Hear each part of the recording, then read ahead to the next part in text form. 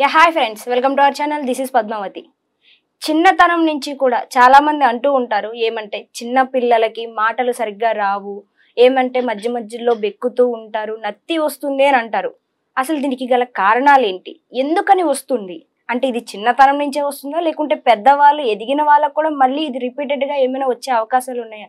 ఇవన్నీ కూడా మనం పూర్తి వివరాల్లోకి వెళ్ళి తెలుసుకునే ప్రయత్నం అయితే చేద్దాం. మనతో పాటు ప్రముఖ హోమియోపతి వైద్య నిపుణులు డాక్టర్ రాజశేఖర్ బోగాడి గారు మనతో పాటే ఉన్నారు. ఆయనతో మాట్లాడి పూర్తి వివరాలు తెలుసుకునే ప్రయత్నం అయితే చేద్దాం. నమస్తే సార్. నమస్తే సార్, స్టటరింగ్ అంటే నత్తి, ఇది చిన్న పిల్లల్లోనే వస్తుందా, లేకుంటే వయసు ఎదిగిన వారికి కూడా ఏమైనా వచ్చే అవకాశాలు ఉన్నాయా? అసలు ఎందుకని ఇది వస్తుందంటారు?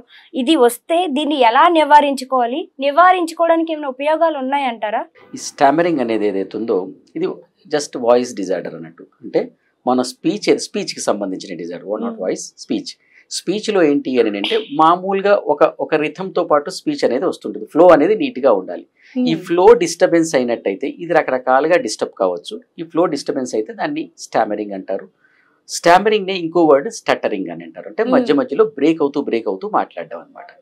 అయితే దీనికి పర్టికులర్ ఏజ్ అంటూ ఏమీ లేదు. బట్ జనరల్గా ఏంటంటే చిన్న ఏజ్లో వస్తుంది, పెద్ద ఏజ్లో కూడా కొంతమందికి రావచ్చు. చిన్న ఏజ్లో ఏంటి అని అంటే దీన్ని డెవలప్మెంటల్ అంటే ఏంటి టాకింగ్ డిస్టర్బెన్స్ అని అంటారు అనమాట.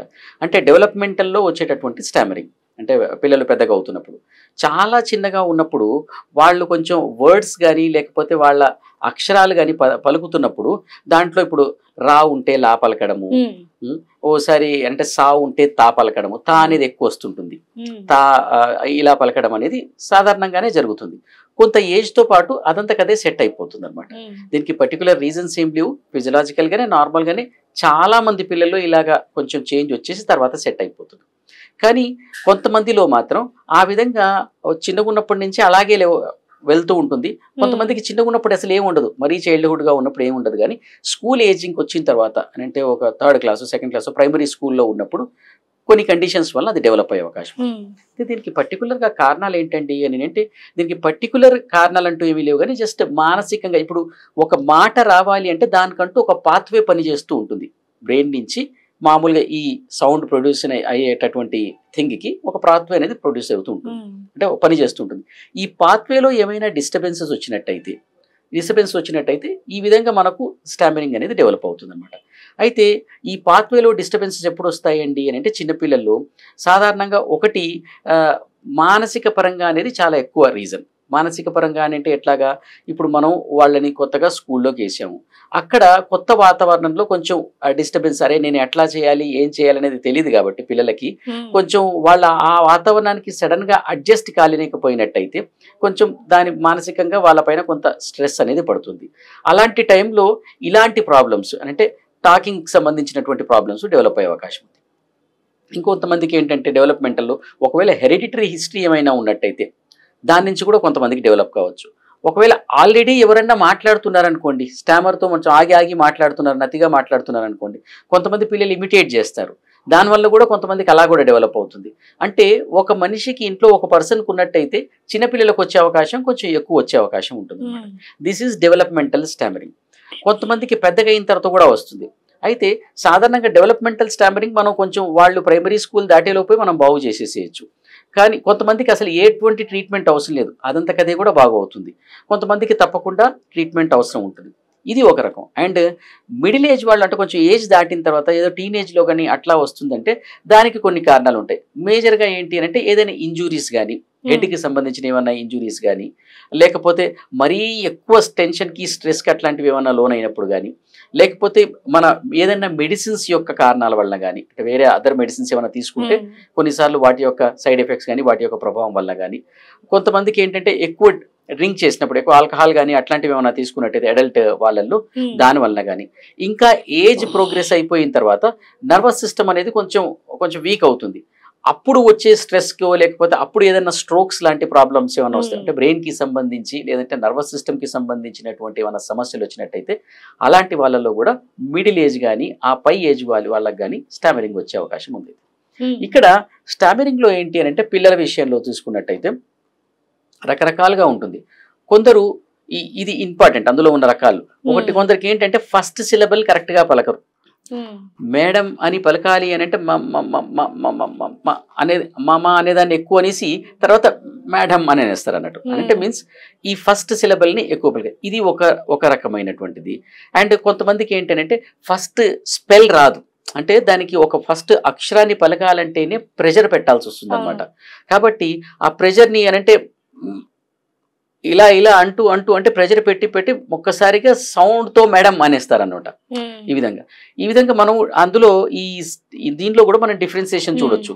ఇంకా కొంతమందిలో ఏంటంటే ఇప్పుడు చాలా మంది ఏంటంటే ఈవెన్ అడల్ట్లో కూడా ఎట్లా ఉంటుందంటే ఏ వర్డ్ మాట్లాడాలో వాళ్ళకు జ్ఞాపకం రాదు.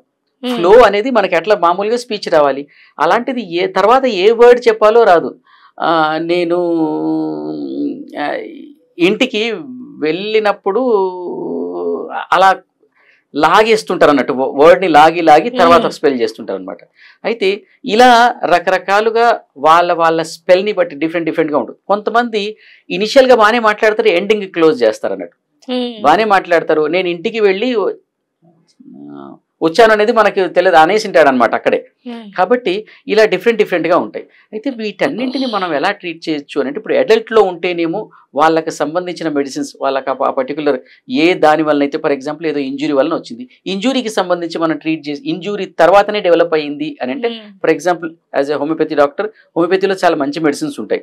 హోమియోపతిలో ఇంజురీ తర్వాత వచ్చిందంటే ఏదో ఆర్నికను నాట్రమ్ సల్ఫ్, హెడ్ ఇంజురీ తర్వాత వచ్చింది నాట్రమ్ సల్ఫ్ అనేది ఒక మంచి మెడిసిన్. ఆఫ్టర్ హెడ్ ఇంజురీ ఎటువంటి ప్రాబ్లమ్స్ డెవలప్ అవుతున్నా కానీ ఒక మెడిసిన్ అనమాట. ఇలాగా ఇప్పుడు నేను ఇది చెప్పాను, దీంట్లో ఒక్కొక్క పరిస్థితిని బట్టి ఒక విధంగా మెడిసిన్ ఉంటుందన్నమాట. ఫర్ ఎగ్జాంపుల్ ఫస్ట్ సిలబల్ సరిగా పలకట్లేదు, ఒక సిలబల్నే 10 సార్లు అనేసి తర్వాత అంటున్నారు, స్పైజీలియా అని ఒక మెడిసిన్ ఉంది హోమియోపతిలో. అలాగే అట్టర్ చేయడానికి, ఒక శబ్దాన్ని అట్టర్ చేయడానికి అంటే గట్టిగా ప్రెషర్ పెట్టాల్సి వస్తుంది, ఓన్లీ ఫస్ట్ గాలి వస్తుంది కొంతసేపు దాకా గాలితో అనేసి మళ్ళీ అంటున్నారు, అంటే దానికి స్టామోనియం అని ఒక మెడిసిన్ ఉందన్నమాట. ఇంకా కొంతమందికి ఇలా జ్ఞాపకం రాదన్నాను చూడండి ఇంతకుముందు అనేసి మళ్ళీ వర్డ్ అంటారని విన్నాను చూడండి, ఇది దీనికి కాస్టికం అని ఒక మెడిసిన్ ఉంటుందన్నమాట.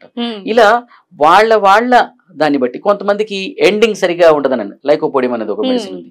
కొంతమంది మాట్లాడడమే చాలా స్లోగా మాట్లాడి పెద్దగా అంటారనమాట వర్డ్ని, దీనికి మెర్క్సాల్ అని ఒక మెడిసిన్ ఉంది. ఈ విధంగా హోమియోపతిలో ఆ పర్టికులర్ స్టామరింగ్లో కూడాను రకరకాల మెడిసిన్స్ అనేవి ఉన్నాయి. ఇవన్నీ మెడికల్ రిలేటెడ్ థింగ్స్ నేను చెప్తున్నాను. అలా కాకుండా కొన్ని జాగ్రత్తలు కొన్ని మనం కూడా ఇంట్లో ట్రైన్ చేయాలన్నమాట. వాళ్ళకు తొందర మాట్లాడాల్సిన అవసరం లేదండి, ఎందుకంటే హరీడ్నెస్ నుంచి చాలా మందికి స్టామరింగ్ వస్తుంటుంది. తొందర అవసరం లేదమ్మా, చాలా ఆగి స్లోగా టైం తీసుకుని మాట్లాడేటట్టు చేయడం.